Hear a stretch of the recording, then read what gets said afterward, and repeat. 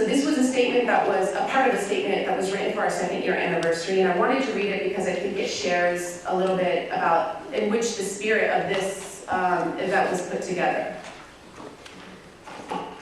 David Ben-Gurion and Zionists of the world. Indeed, the old may die, but the young we will never forget. We will never forget what our eyes may not have seen and what our feet may not have ever touched.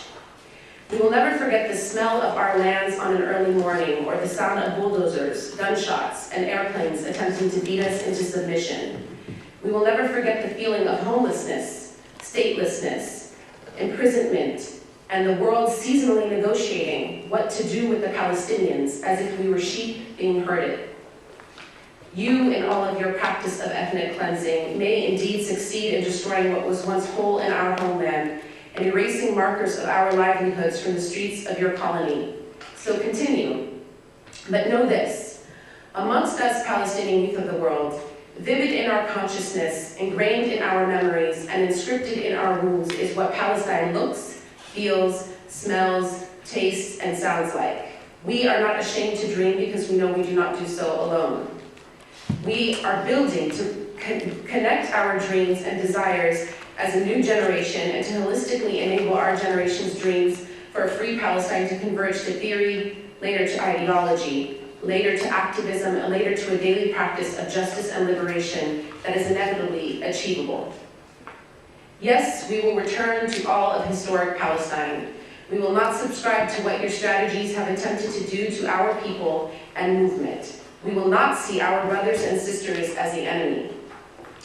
And we will not allow demoralization and apathy to push us into complicity. We will remain unwavering in our principles and steadfast on principles of justice, liberation, equity, self-determination, and return for our people and all marginalized, displaced, and disenfranchised people of the world. This is the movement of the people, and the people have spoken. Memory is one thing you cannot take away from us, and it is our memory that provides the impetus for alternative possibilities for our future. So, as the old dies, we will bury them with our tears, our graciousness, and for some, our anger. But as for us, we choose how, what, and when to remember, and we choose to remember that Palestine is worth the fight.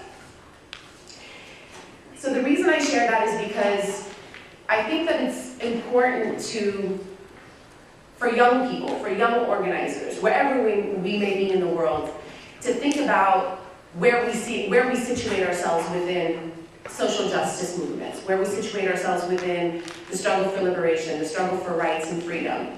And I think that it's specifically important for us to read this statement in the context of what today's event is about, because the Palestinian struggle, now 62 years, almost 63 years since the initial displacement of Palestinian people and continued occupation of the homeland, includes a lot more complications and a lot more forces at play and new frameworks of oppression that we are struggling as a young generation in combating, because these frameworks work to fragment us ideologically, geographically, and in all other ways, and inhibit our rights to collective, grassroots movement building.